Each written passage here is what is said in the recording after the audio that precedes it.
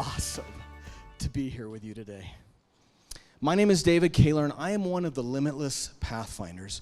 And this is my incredible and amazing wife, Rebekah. Now, how many of you here today have been a little bit out of your comfort zone this week? Raise your hand. Oh, yeah. It means that the seminar is working. As you learn and grow and stretch, you become. As you get out of that comfort zone, out of that limit zone, you learn that you get to do things that you never thought that you would do before. That you can break a board with your hand. That you can walk on glass with your bare feet.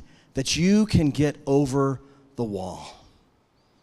I remember getting out of my comfort zone not too long ago myself.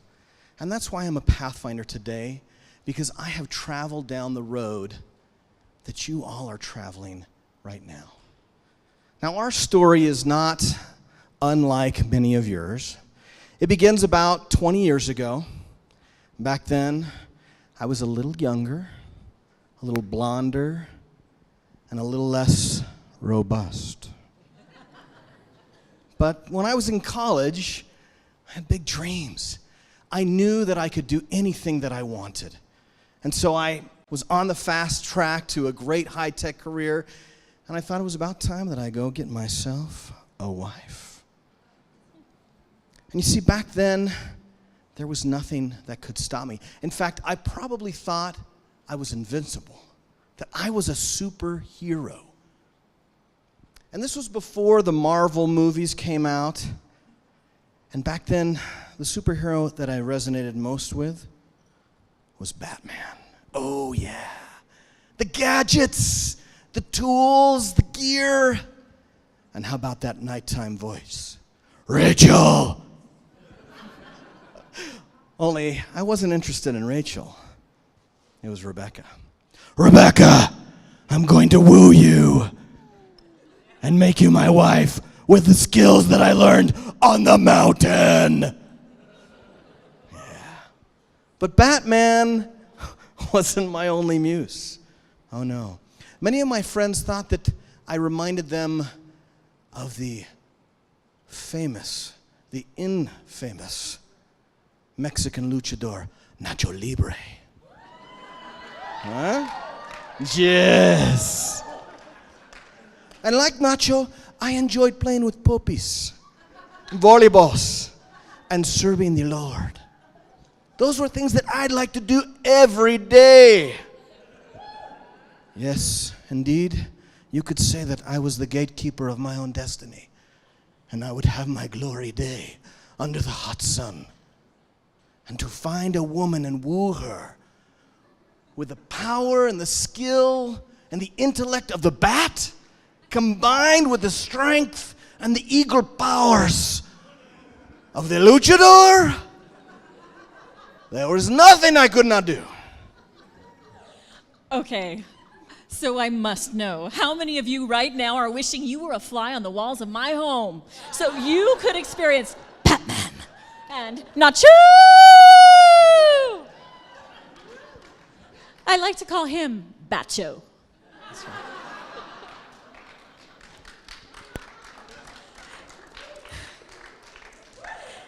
And David is right. We were able to create a beautiful life together. We were wildly in love. He was an executive at a high-tech firm. We had 2 wonderful boys. And we had so many friends and family members. And we were growing and learning together. We were creating. And then it changed. 12 years ago, David was diagnosed with stage 2 Hodgkin's lymphoma. In layman's terms, that means at the age of 30, my husband was diagnosed with cancer.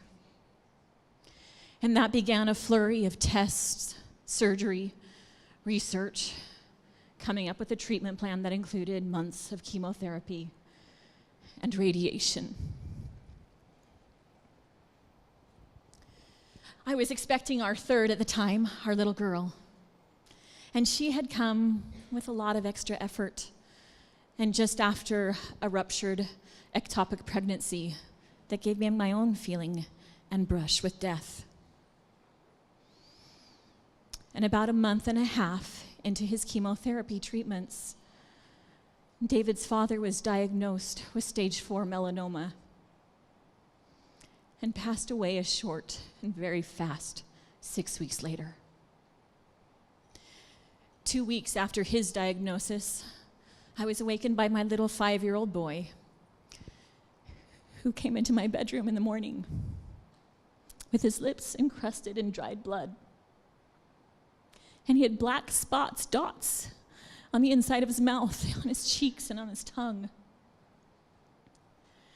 And a bruise had grown in size overnight. And I realized as we were driving in the car, at the urging of our pediatrician toward the primary children's hospital, that we would be checking into the hospital expecting, unemployed. We got that call on our way to the hospital that day. And the very real possibility of 3 generations of simultaneous cancer. Now, I'm happy to say that our son did not have cancer. And the hospital staff may have been a little surprised when we threw a huge party when they actually told us what the cause of those symptoms were. Because he had, and I want you to all try and say this word with me after you hear it, idiopathic thrombocytopenic purpura. Cool, right? That's right. Idiopathic thrombocytopenic purpura. Ready? Do it with me. Idiopathic thrombocytopenic purpura, which is a big fancy way of saying that you have a platelet disorder and you're at extreme risk for bleeding to death. And that was the option that seemed better, easier. A couple weeks later, I found myself in a class learning about gestational diabetes. And one of the things they said, please learn how to manage your stress. Please, when you go to the bank, don't take your little ones to stand in those long lines with you. And I remember sitting there wishing that my stress could be taking my children to a long line at a bank. Fast forward with me, if you will. We're now at the end of David's treatments, and he's standing here, so you know there's a good end to this story. And we met with his doctor, and these are the words his doctor said to me. We think we got it all. There are a couple of enlarged nodes in his chest. We think they're scar tissue. We'll let you know in 5 years if the cancer doesn't come back. And I wish I could tell you that for the next 5 years, we climbed every mountain, we forded every stream, and we crammed 20 years of living into that 5 years. But I cannot tell you that.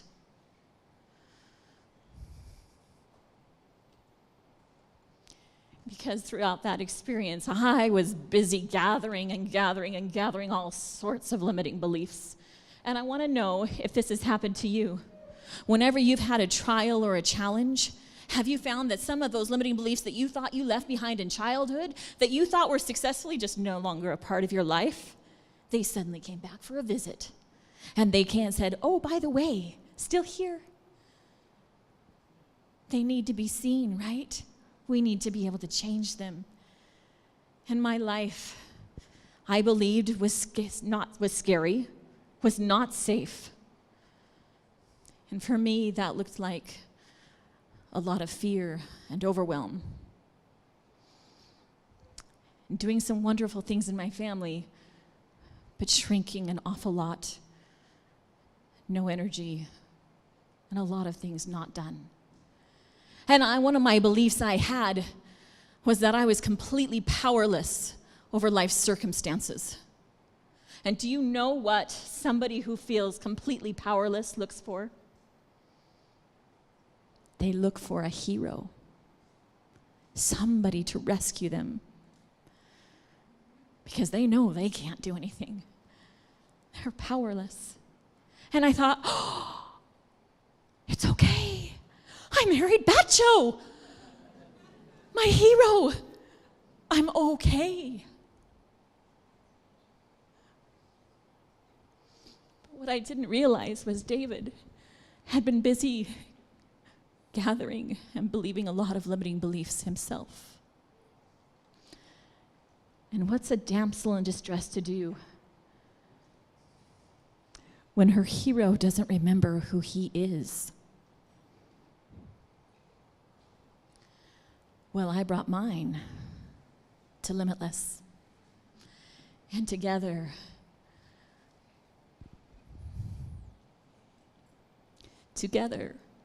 we have rediscovered the heroes within both of us. And despite our challenges, really the only thing that had changed in our life was our circumstance. I was still the same person. I just had forgotten who I was. I didn't believe in myself anymore. And more nefarious than the actual cancer were the limiting beliefs that I implanted, that I wasn't good enough, that I wasn't capable, that I couldn't ever become the man that I wanted to become. If we think we are average, then we will be average. If we think we are extraordinary, then we will have extraordinary lives. Who wants extraordinary? Yeah, go ahead and turn to your neighbor, give him a high five and say, I am extraordinary. Extraordinary sure beats average. And that's what we stepped into. Rebekah was invited to Limitless back in January. And when we attended, I kind of went like this, right? Okay. And you remember, we had this early exercise called The Greatness That I See in You. And I remember Gerald asking us to go find somebody and stare awkwardly at them for a few minutes and see this greatness. Well, I couldn't see the person in front of me because I couldn't see myself. And as soon as that was over, boy, was I excited to get back to my seat. And then Gerald Rogers says, okay, go find somebody else. Oh, Gerald. To this day, I don't know whether to give him a punch to the face or a pile drive to the face or give him a warm embrace to thank him for helping push me out of my comfort zone. So at that moment, I decided to kind of wander towards the exit. Unfortunately for me, an intuitive member of the audience that day found me. And she saw the greatness in me. She saw who I really was. And while my wife has never forgotten, sometimes you just need to hear it from someone else. And we left that Limitless, deciding never to return to our limit zone. And we joined the inner circle to gain that support. And a couple of weeks later, I found myself at a 3-day mentor academy put on by Limitless. And there was an exercise where we were given the opportunity to see each other again. But this time, my new friend from the audience, he wrote down everything that he saw. He wrote it down. And you know, there is power in the pen. When I was able to go home and see who I really was, it cemented in exactly what I wanted to be.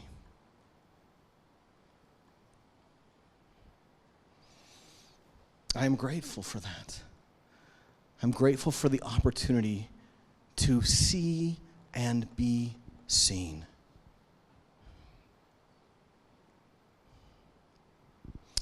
we have an opportunity to do something similar today. In a moment, you're going to have the chance to get together with your teams, people who you have seen do incredible things, people who you know, and people who know you. And we're going to participate in one of my favorite activities at Limitless. It's called Speed Greatness. And if you're familiar with speed dating, then you'll understand the format a little. We're going to take a minute here and have you move the chairs when I let you know, up to the sides of the wall.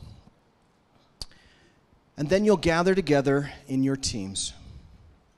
And your team leaders will have some pens and some labels that have adhesive on it. And you know, in order to see somebody, you don't actually have to gaze into their eyes for 5 minutes.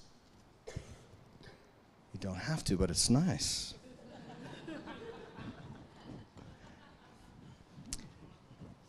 Your intuition can help you see someone in a heartbeat. And then you can quickly and powerfully share words of life with them. Imagine sending a short text to someone who's down, or an email to someone who needs lifting. What the power of the word can do to lift and inspire.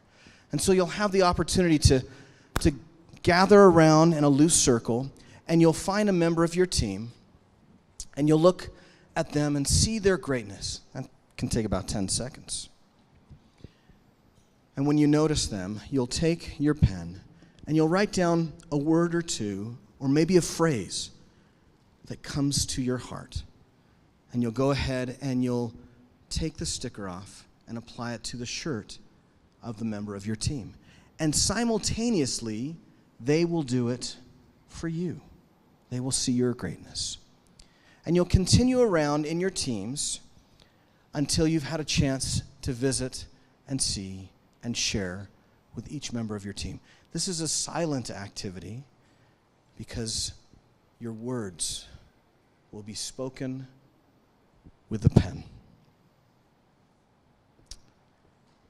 And when you have the opportunity to finish, we'll have you get back into loose circles in your team and sit down quietly with your team so that we know that you're done, and take a moment to view those words of life that have been written to you, and let those soak in and remind you of who you are.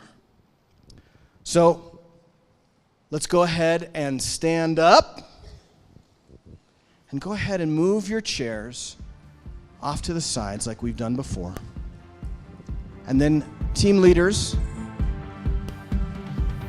go ahead and invite your team members to come.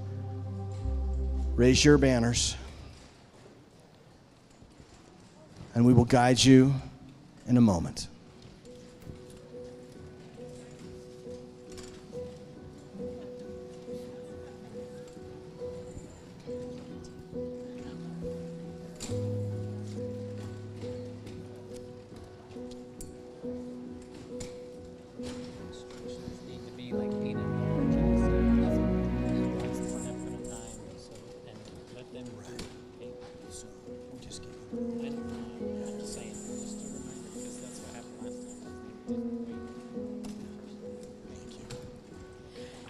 Good.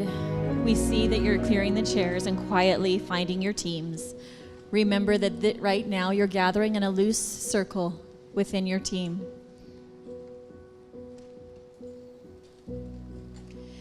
Team leaders, if you have a very small group, you may want to consider joining another group and combining.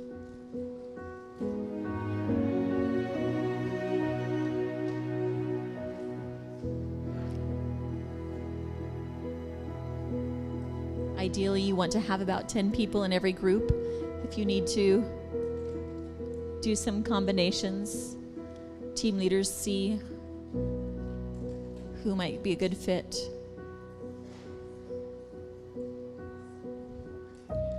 And the team leaders will be passing out pens and labels to you right now. And as soon as we're formed up, we'll give you further instruction.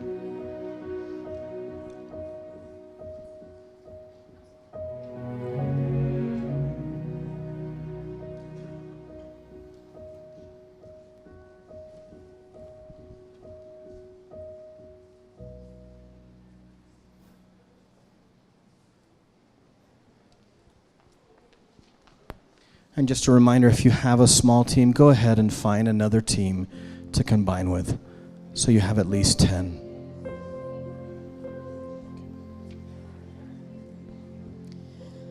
All right. Let's begin. We invite everybody to quietly find one partner in your team and face them. And remember, this is a process done in silence.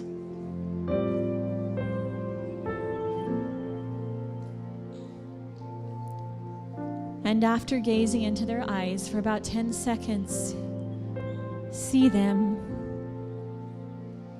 Write down a word or two, perhaps a phrase, onto their label. And put that on them. Let them receive those words of life.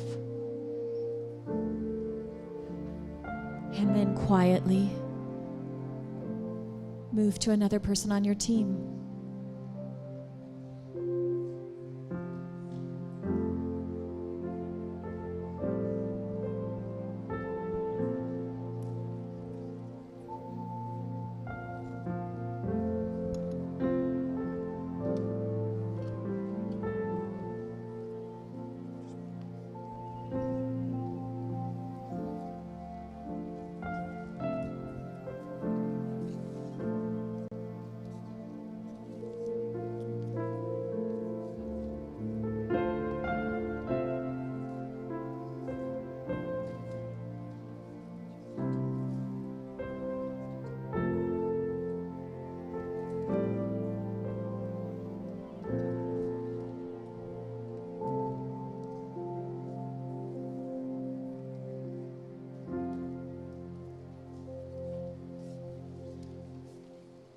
Just a couple of words or a short phrase that describes what you see in your friend.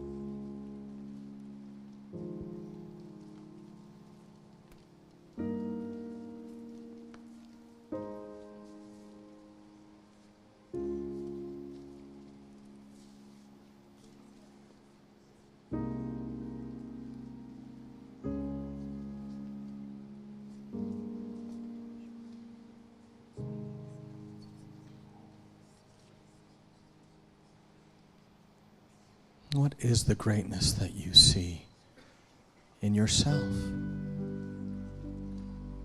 Can you see it in someone else? Let your intuition guide you. Trust it. Allow yourself to receive.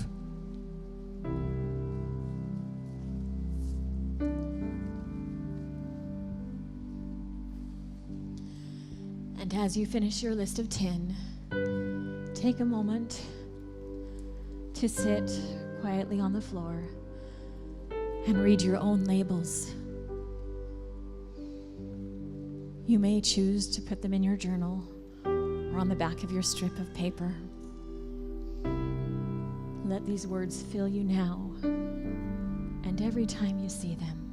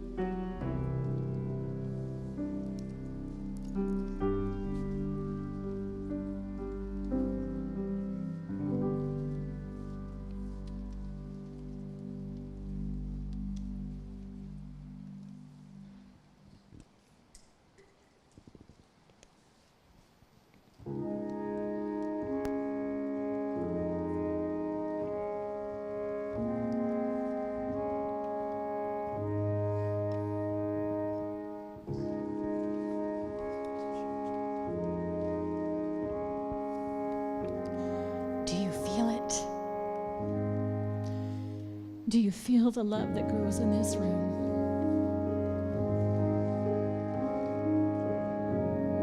It should be wrapping up in about a minute or two.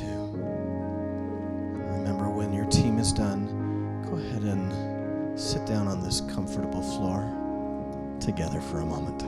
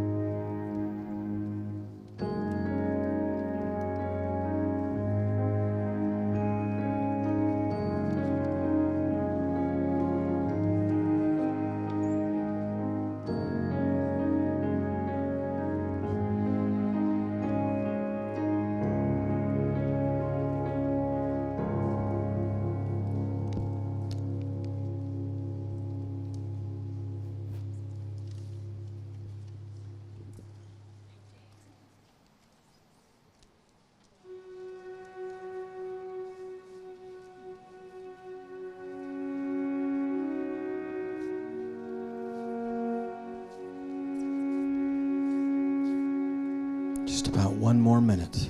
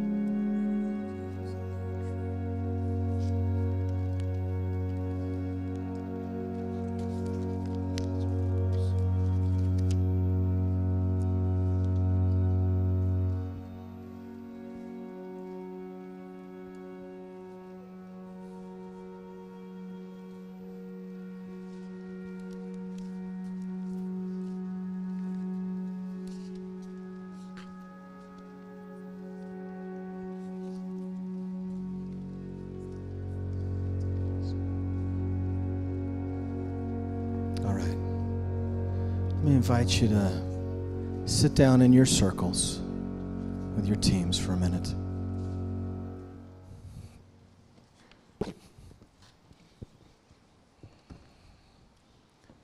And take just a moment to take a look at some of the labels that truly identify who you are.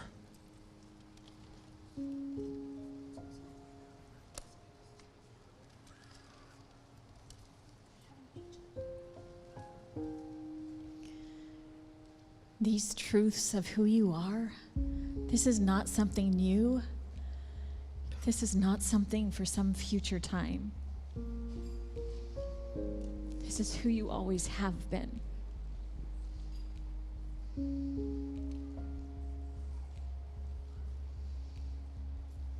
This is who you are no matter life's circumstances. In every moment, in every choice and decision. You are glorious and bright.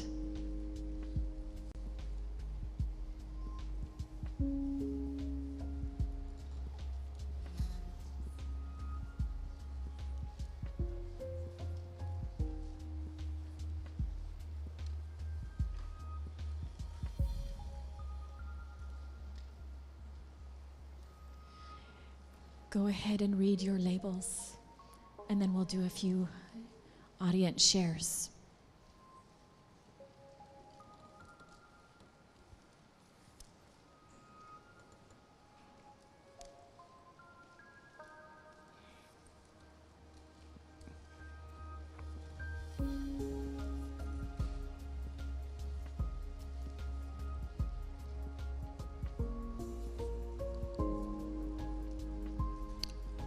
I think some of you are getting an opportunity to understand why this is one of our favorite exercises. Who would like to share what they felt or something that happened to them? Right here.